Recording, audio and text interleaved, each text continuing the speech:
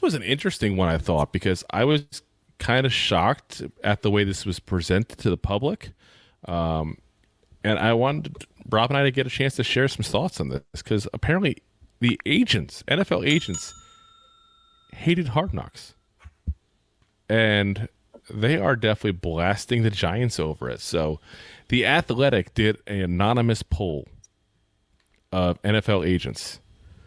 And this is when they had some not nice things to say about the New York Giants and the Hard Knocks. And again, all anonymous, which I always hate. If you're going to have the balls to say it, have the balls to put your name behind it. Just saying. So, first agent said, I think Shane is a good GM, but this made him and the organization look bad. Okay, not horrible. You sandwiched it in with a little bit of good. Not so horrible. Next one said, beauty is in the eye of the beholder, and the series did not help the team.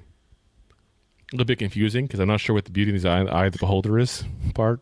Yeah. Maybe it's for peanut butter jelly sandwiches. It sounds like the way to take that is that they think that the Giants, liked their own players too much, as opposed to trying to. Because the beholder, what else are we beholding besides the players we currently have? Yeah, so I was looking at a stat earlier today. And I forget which channel I was watching, but Shane's guys, he's got 45 guys that's on the 53-man roster that's his.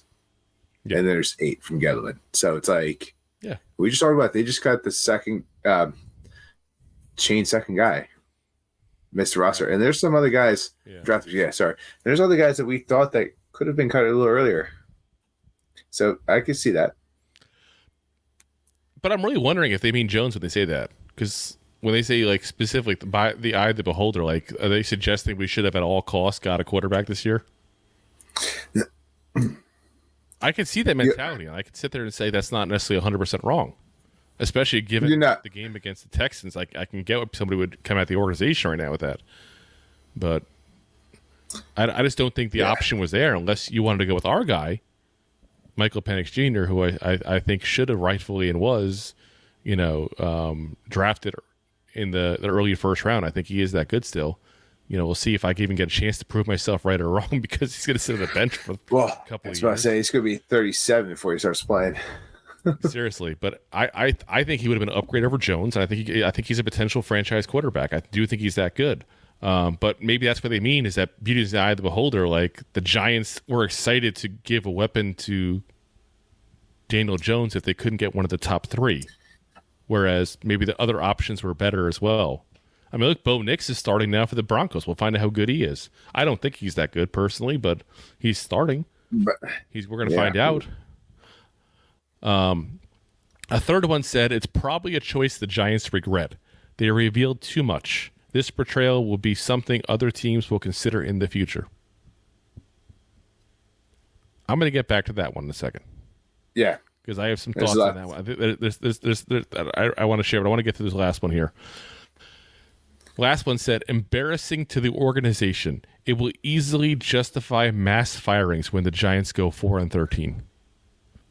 First off, douche. Yeah. That's whoever that is probably Drew Rosenhaus. If I had to guess what agent would say that. I mean, I don't know. It's like to be a professional negotiator, which these guys are. You kind of have to have a little bit of a jerk in you. I mean, let's be honest.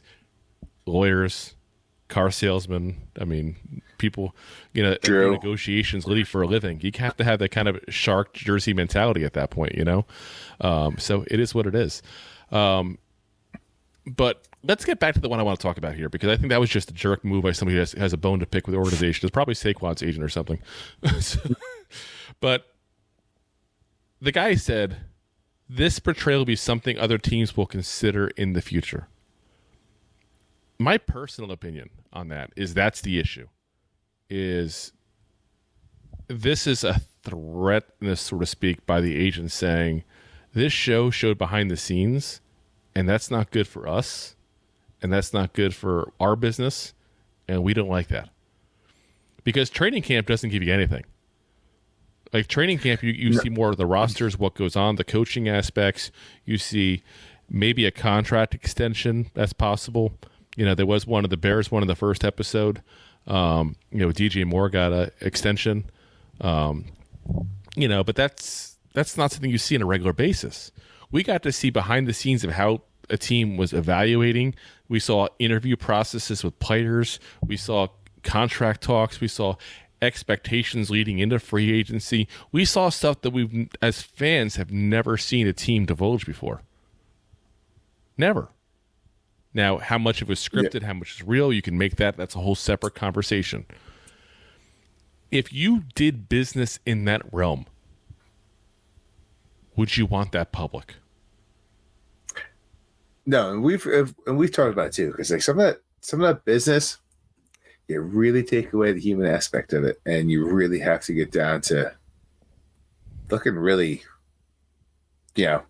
almost self-centered. That's not the right word I'm looking for, but like you really have to look like you don't care about anyone. You have to sit there and think about like the stats of the person, but not as the person, but the stats. And that's how you're going to pay him out, with a number. Yeah, but I just think that agents are those people that they work in secretiveness to a certain degree. Like, nobody outside of front offices and the agents themselves knows what goes on behind the scenes. Like, everybody who thinks they do, let me be very frank, you don't. You have no clue. You're not there. And that's including Robin and me. We don't front and try to make it seem like we're different than anybody else. We're just fans. We're just fans with mics. Unfortunately, my backup mic right now, but still fans of the mic. So what it boils down to is, if you are in that kind of world, you don't want people knowing what goes on in your world at that point. You want it secretive. You want to keep it that way. It's almost like I said before about kind of comparing agents in sports to car salesman. This is kind of like when all this stuff online came up about cars, and that changed that industry at that point. Like there was more information than ever. Well, now if you're an agent or an NFL executive, because some of these guys probably aren't so happy about it either. There's people that saw behind the scenes and how things went down, and they like living in a secretive world. I'm not so sure what you got at a Hard Knocks that changes that personally.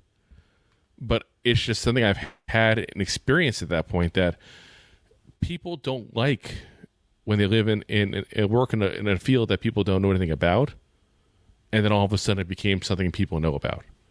They don't like that kind of change. Because, especially, let's say, for example, you're a player coming out of college, Rob, okay? You're coming out of college. You're going to be a quarterback, let's say, hypothetically.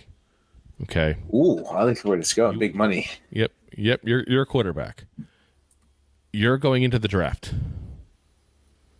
You saw what happened with Lamar Jackson. Signed a massive contract. His mother was his agent. So he got the full contract. Gave his mother the cut that he would have given an agent, but that's him taking care of his family. He would have done that either way, probably. He does seem like a nice guy if you listen to interviews with Lamar Jackson. So there's actually respect there when I say it that way. You see that. You watch this Hard Knocks program. Maybe you go, you know what? Do I really need an agent? Do I really need a guy who's going to take a cut of my money when I'm the one to put the hard work in? Or do I just need a lawyer to look over the contract at the end? Who's not going to take all that kind of money to pay me billable hours to take a look and translate everything for me from legalese to English? Yeah. I mean, that's what we're really talking about here. And I think that's what the agents are afraid of, is that if more and more information becomes obvious, that this is what happens. And I'll take it a step further.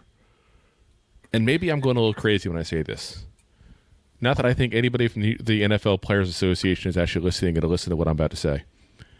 But if anyone is, the NFL Players Association should have professional negotiators that go work for players as part of their unions and go in and do this kind of stuff for them and not take this cut.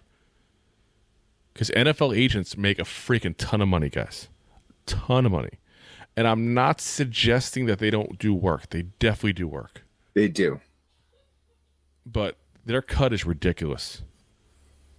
And if all you need is a professional negotiator and a guy had to go ahead and look over the contract. It doesn't need to be that much. Now, you can also say agents do other things. They set up, different